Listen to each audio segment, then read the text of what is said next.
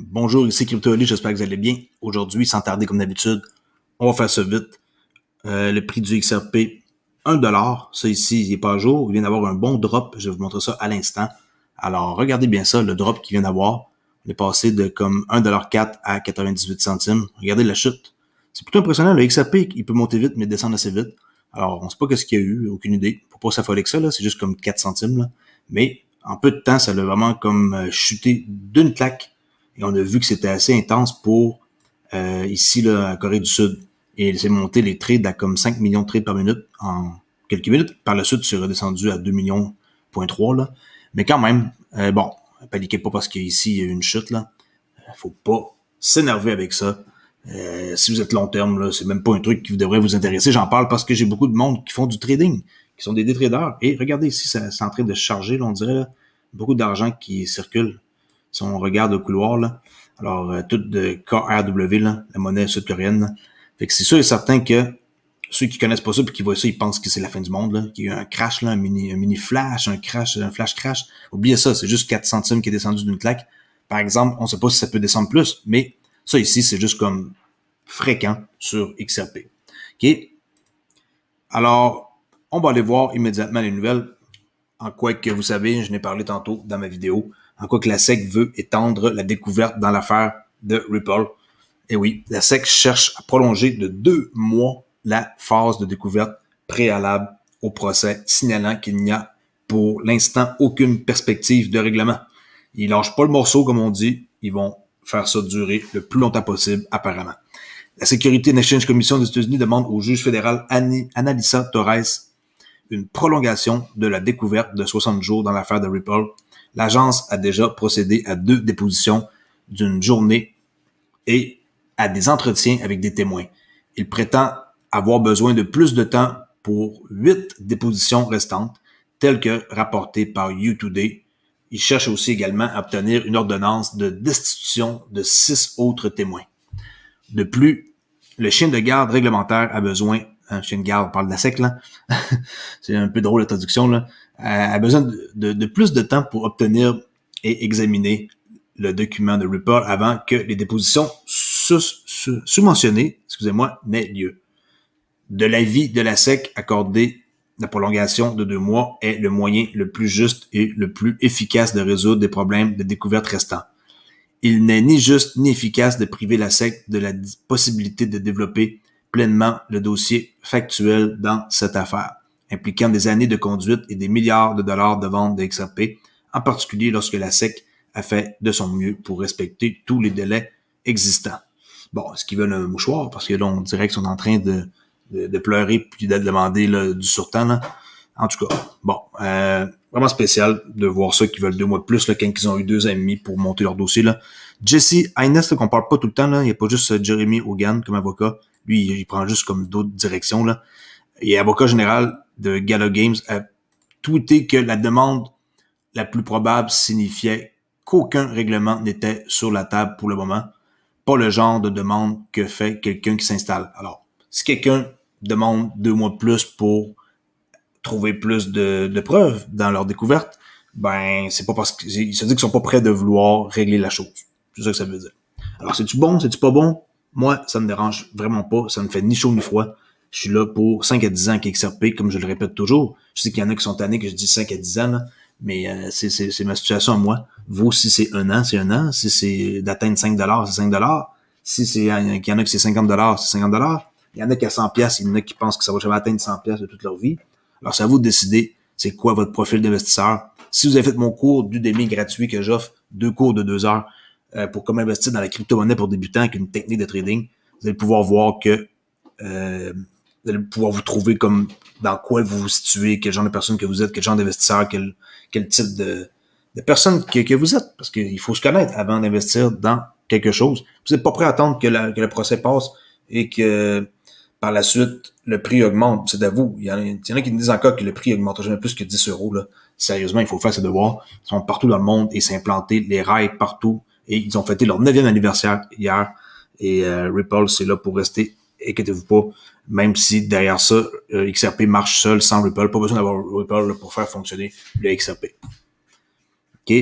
Mais quand je dis l'anniversaire, c'est l'anniversaire de 9 ans là, qui datait d'hier. Là. Okay. Bonne nouvelle ici pour Apollo FinTech qui vont être listés sur le site d'échange KuCoin. KuCoin. Alors, vraiment une bonne nouvelle. Je sais qu'ils cherchaient un top 15, top 10 ou top 15. KuCoin, c'est quand même un bon échange. Très bon, très sécuritaire maintenant. Ça s'en vient demain. Alors, good, parce que je possède du Apollo FinTech. Au cas où vous le saviez pas, je vous l'annonce à soir, j'en ai depuis un petit moment. OK? Ceci n'est pas un conseil d'investissement, je tiens à le mentionner. On va aller voir ici une vidéo que j'ai sélectionnée qui dure 1 minute 35, qui dit que XRP va changer le système financier américain corrompu en juin. Bon, on va aller voir la vidéo et vous allez voir, vous ferez votre propre opinion. Je vais mettre ici le sous-titrage en français. Alors, c'est parti, on va aller voir ça.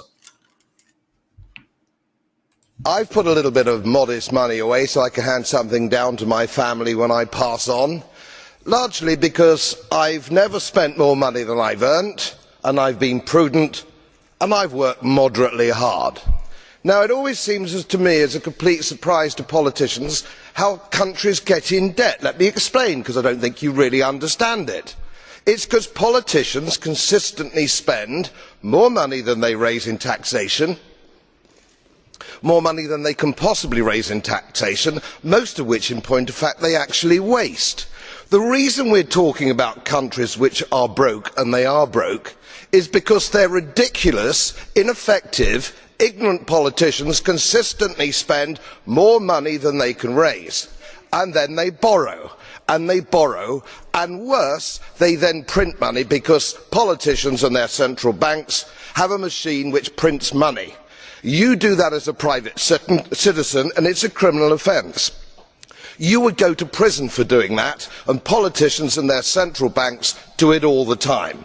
Let me explain to you that these countries are broke, and they're broke because of their own stupid leadership and politicians, and it's immoral to ask ordinary taxpayers of any country to pick up the tab for failed politicians and failed banks.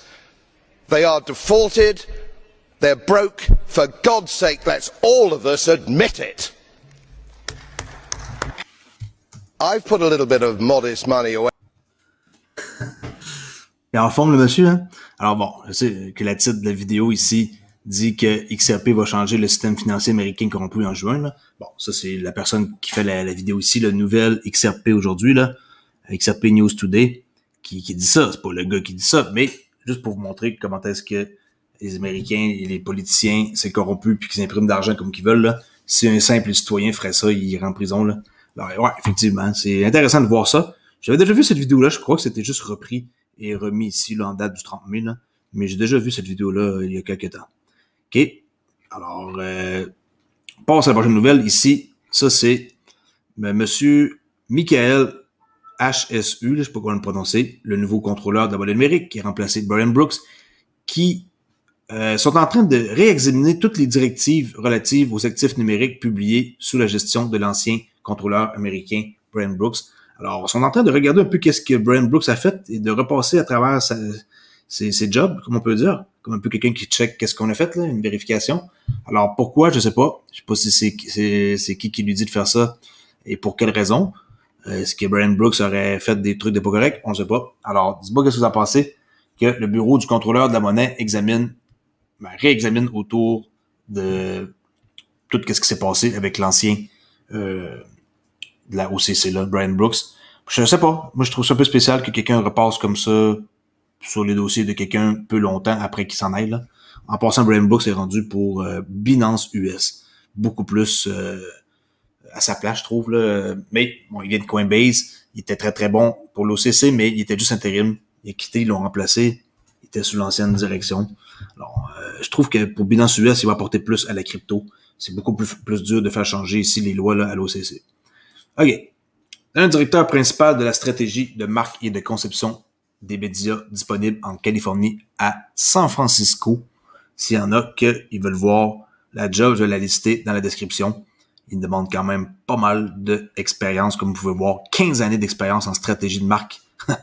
Quand même, faut c'est du stock, là. Regardez tout ce qu'il demande, là. OK, je vais poster ça. C'est toujours intéressant de voir les jobs que Ripple offre. Les monnaies numériques ici sur CNBC sont l'avenir du système financier russe, selon le gouverneur de la Banque centrale. Alors que l'économie évolue en ligne, les monnaies numériques seront l'avenir des systèmes financiers, selon le gouverneur de la Banque centrale de la Russie, Elvira Nabiullina. Excusez-moi pour son nom. Moscou a publié un document de consultation sur un rouble numérique en octobre et vise à avoir un prototype prêt d'ici la fin de 2021, tandis que les pilotes et les essais pourraient commencer l'année prochaine.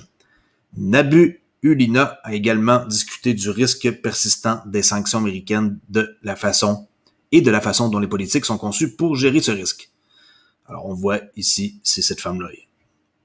OK. Une entreprise soutenue par Mike Novogratz annonce un fonds d'investissement crypto de 100 millions de dollars. Alors, Cryptology Asset Group souhaite investir 100 millions de dollars dans de nouveaux fonds de capital risque axés sur la crypto et la blockchain. Cryptology Asset Group, une société d'investissement basée à Malte et confondée par les entrepreneurs en série Mike Novogratz et Christian Angermeyer, devrait offrir un soutien aux entreprises de crypto VC. Dans un communiqué publié jeudi, la société holding européenne a annoncé son intention de lancer un investissement de 100 millions de dollars dans des fonds cryptographiques pour la première fois. Alors, super, bonne nouvelle. Mike Novogratz qui annonce un fonds d'investissement de 100 millions de dollars. S'il y en a qui s'intéressent ici, l'impact de la monnaie numérique sur le système financier, la Fed Week avec l'OMFIF. S'il y en a qui veulent voir ça, c'est du 21 au 25 juin. Il va y avoir des têtes là, importantes qui vont parler, un panneau virtuel. Alors, on voit ici le 23 juin, qui parle. Ensuite, pour voir le reste de l'horaire, j'imagine qu'il faut s'inscrire là. Mais c'est ça. S'il y en a qui veulent voir ça, je sais qu'il y en a qui sont curieux dans mes abonnés et qui comprennent l'anglais, allez voir ça. Si cela vous intéresse, je vais mettre le lien dans la description. La XRP Stat Rich List, qui s'update vraiment comme fréquemment. On peut faire un refresh, on va voir. Il y a 3 minutes, on peut voir que le nombre d'XRP détenus par les 100 plus gros comptes équivaut à 34 milliards d'XRP. Alors 65,97. Regardez, il y a 5 comptes qui détiennent 1 milliard et plus d'XRP. OK, leur balance. Sinon, 16 comptes qui détiennent 500 millions, 74 qui détiennent 100 millions, 112, vous voyez ça, c'est en nombre de comptes selon la balance. Et on peut le mettre en pourcentage s'il y en a qui veulent le voir. Comme par exemple, ceux qui détiennent 100 000 XRP, il y a 11 000 comptes. Quand même, c'est quand même pas mal. 11 000 comptes. Quelqu'un peut avoir plusieurs comptes, là, mais 11 000 comptes qui détiennent 100 000 XRP à 199 000. OK? Au total, quand même, de 1,4 milliard d'XRP. On peut le mettre en pourcentage. On peut voir que les 0,01% de ceux qui détiennent le plus de XRP sont situés ici, là, avec 10 millions d'XRP et plus. OK? 0,1%, 500 000 XRP. Supposons, exemple, moi. Je ne dirais pas mon chiffre, mais mettons que je détiens 50 000 XRP. Ben, je serais ici dans le top 1%, là. Okay? C'est comme ça qu'on peut voir ça. Si vous en détenez 2000, vous êtes dans le top 10%, ce qui est très très bien. 2000 XRP et plus, je crois que vous allez être plus que content un jour. Allez voir ça. Rich List Stat, ça s'appelle ledger.expose. Rich Stat. OK, je sais qu'il y a du nouveau monde sur ma chaîne et je prends le temps de parler plus tranquillement pour expliquer des choses qui sont cool à voir et que vous devez aller fouiller un peu par vous-même là, pour voir qu'est-ce que ça fait puis qui détient quoi. Ici, une autre petite vidéo que je vous montre, que j'ai trouvé ça super cool. C'est une femme à une BTC Maxi, Bitcoin Maxi, quelqu'un qui jure juste par les Bitcoins. Dans son cas, elle crie et engueule ici cet homme. Alors, restez concentrés. Le message est clair, là, dans le fond. Ignorez fear, uncertainty and doubt. Avec mon anglais presque parfait. la peur, l'incertitude et le doute, et croyez en ce que vous détenez, ce qui est le XRP pour nous. Ce n'est qu'une question de temps avant que ça l'augmente. Ça, c'est lui qui dit ça, Greg Mendel. Et que je connais pas, là, j'ai juste pris un tweet que je trouvais cool. Regardez qu'est-ce que le gars il fait. Il veut rester concentré, alors il va dire dans une autre langue, là, XRP communauté, mais en restant concentré. Écoutez bien ça, c'est plutôt comique. OK. Attendez un instant que je me mette sur play.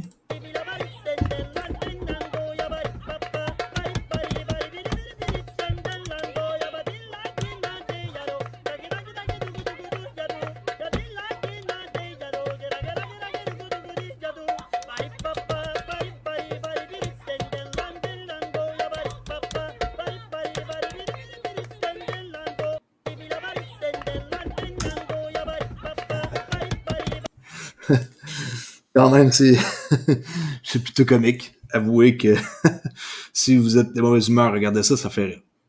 OK. Sur ZY Crypto, qui parle qu'au milieu du procès XRP, les patrons de Ripple font appel à la SEC pour enquêter sur Bitfinex et la société mère Tether iFinex. C'est un peu en lien, dans le fond, avec les 14 exchanges, les 15 exchanges offshore là, qui sont en train de faire pour mettre à terre la SEC. Alors, la SEC des États-Unis pourrait avoir beaucoup plus à faire pour les semaines à venir, car le PDG de Ripple, Brad Garlinghouse, et son chef Chris Larson ont demandé à l'organisme de réglementation d'enquêter sur une poignée d'échanges. Alors, on sait c'est qui les poignées d'échanges, là? UOB, Bitforex, BitHome, ZB Network, il y en a un paquet, là. OKX, Singapour, Bitmart, OK. Eux, ils figurent parmi la liste des entreprises que les patrons de Ripple veulent que la SEC acquiert des documents. Alors, le nouveau dossier pourrait donner aux dirigeants de Ripple des données plus pertinentes pour aider à renforcer leur argumentation tout au long de la bataille juridique actuelle avec la SEC. Moi, je crois que ça va être fatal pour la SEC et ça va avoir beaucoup de pouvoir. C'est mon opinion personnelle. Dis-moi qu'est-ce que vous en pensez dans les commentaires. Une nouvelle qui date du 3 juin, là, aujourd'hui. J'ai vu que c'était assez important de mentionner que les 15 échanges ici, c'est pas non plus des noms pas connus, là. C'est très, très, très gros. Les noms qui sont là. Bitstamp, Upbit, il y a beaucoup HitBTC. Il y a plein de noms là-dedans que je suis là-dedans pour les cryptos. Là. C'est pas mal d'avoir des comptes écus, c'est pas ce que je dis, mais ils vont aller chercher d'informations sur les 15 endroits ici pour mettre la lumière sur ça là, dans 15 bourses de crypto-monnaies différentes.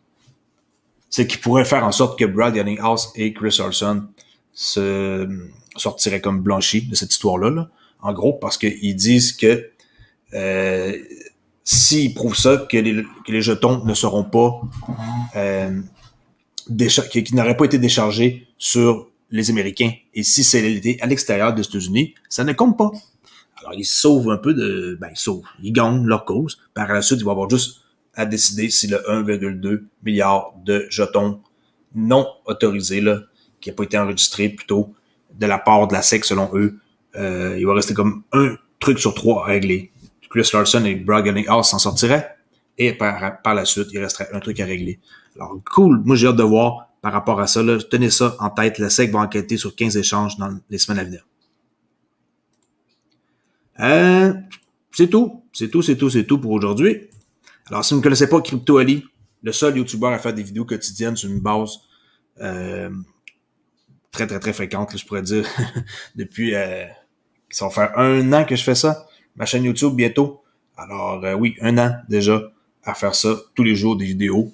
Je suis très content, j'ai atteint mes 5000 abonnés. Je fais un tirage de XRP samedi qui s'en vient ici, là, le 5 juin. Soyez là, très très simple. Juste besoin de commenter dans le live et de ne pas être sur ma fameuse blacklist, là. Ayez pas peur, là. J'ai pas beaucoup de monde qui sont sur ma blacklist, là. Vous reconnaissez ceux qui commentent, là, puis qui font des commentaires à la con. Mais sinon, vous êtes les bienvenus à venir me parler. Je mords pas. Et oubliez pas que j'ai aussi un compte Twitter, si vous voulez venir me parler, qui s'appelle Olivier_XRP. Je suis pas beaucoup présent sur Twitter, mais vous pouvez quand même pareil venir me parler. Si vous voulez être sûr que je vous réponde, vous pouvez rejoindre ici le bouton rejoindre. Bonjour ici. Il va vous permettre d'accéder justement à une façon pour me parler à 1,99 par mois. On peut me parler et m'envoyer des messages privés, je vais vous répondre, pas de problème. Et ensuite, vous avez une badge de fidélité d'XRP à côté de votre nom sur YouTube et des emojis là, comme Cardano, VeChain, Stellar ou XRP, vos préférés, que je considère les plus populaires. Puis pour ceux qui sont plus curieux, venez voir. J'ai une autre option pour venir sur un forum privé Discord où n'importe qui peut me parler et je vais lui répondre à 24 heures. Et ce soir, il va apparaître un nouveau truc ici qui va être, le nom n'est pas encore décidé, mais ça va être un webinaire que je vais faire une fois par mois, à tous les comme premiers du mois à peu près, là, dans les alentours, là, 30, 31 premiers du mois. Je vais parler et répondre aux questions de tous ceux qui vont venir sur le live YouTube juste pour vous. Alors, c'est une place qui va être super pour se rassembler et discuter live sur YouTube une fois par mois pour la modique somme de 11,99. Vous allez pouvoir avoir accès à moi et vous poser pas me poser les questions que vous voulez pendant au moins 2-3 heures de temps, un live une fois par mois. Merci beaucoup et je vous dis à la prochaine vidéo et dormez en paix. XRP est un truc sûr si vous avez fait vos recherches. Je le répéterai jamais assez. Au revoir.